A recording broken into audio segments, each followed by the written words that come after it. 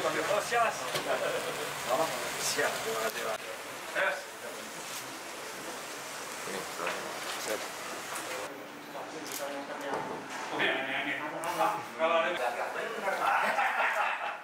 Sehat, Pak? Siap. Alhamdulillah. Tadi, Pak? Bapak juga sehat, Pak, ya? Alhamdulillah. Oh, enggak. Kalau sendiri aja. Cukup.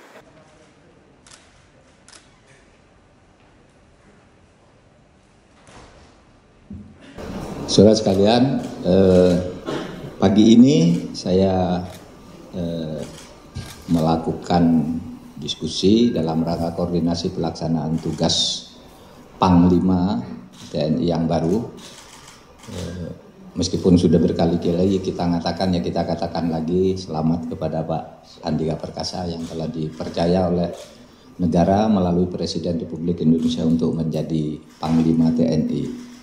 Banyak hal tadi didiskusikan, tapi yang kita akan menyampaikan yang selama ini menjadi concern kita, Kemenko Polhukam dan Mabes TNI, Menko Polhukam dan Panglima TNI adalah dua hal saja. Pertama, pendekatan baru tentang penanganan Papua. Pendekatan baru tentang penanganan Papua, kalau prinsip pendekatannya itu sudah dituangkan di dalam Inpres nomor 9 tahun 2020 yang kemudian dilanjutkan dengan Kepres nomor 20 tahun 2020. Intinya itu pendekatan Papua itu adalah pembangunan kesejahteraan yang komprehensif dan sinergis. Artinya di Papua itu pendekatannya bukan senjata tapi kesejahteraan. Komprehensif meliputi semua hal, sinergis mencakup semua lembaga yang terkait bersama-sama, bukan sendiri-sendiri, bersama-sama, sehingga kalau istilah Bapak Presiden itu muncul satu sosok produk yang menyatu, tidak Dikbud di sana, perhubungan di sana, Telkom di sana tidak kelihatan hasil pembangunannya itu. Jadi komprehensif, sinergis, terpadu. Nah, itu Inpres. Nah, pendekatan teknisnya tentu adalah operasi teritorial, gitu. Operasi teritorial, bukan operasi tempur. Operasi teritorial. Tadi saya sudah banyak diskusi, Pak Panglima sudah punya gagasan-gagasan tentang pendekatan baru itu dan nanti akan disampaikan pada saatnya. Tetapi sekarang secara prinsip akan beliau akan menyampaikan beberapa hal yang prinsip saja. Yang kedua, soal penanganan HAM. Kita sekarang ini punya 13 kasus pelanggaran HAM berat yang disampaikan oleh Komnas HAM kepada kita. Jadi 13 ini, yang 9 itu adalah peristiwa pelanggaran HAM sebelum tahun 2000, sebelum lahirnya undang-undang tentang peradilan HAM.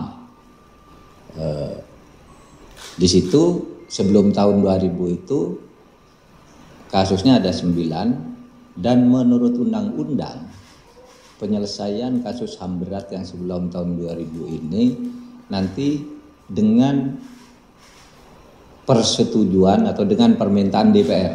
Jadi bukan presiden yang mengambil keputusan, tapi DPR.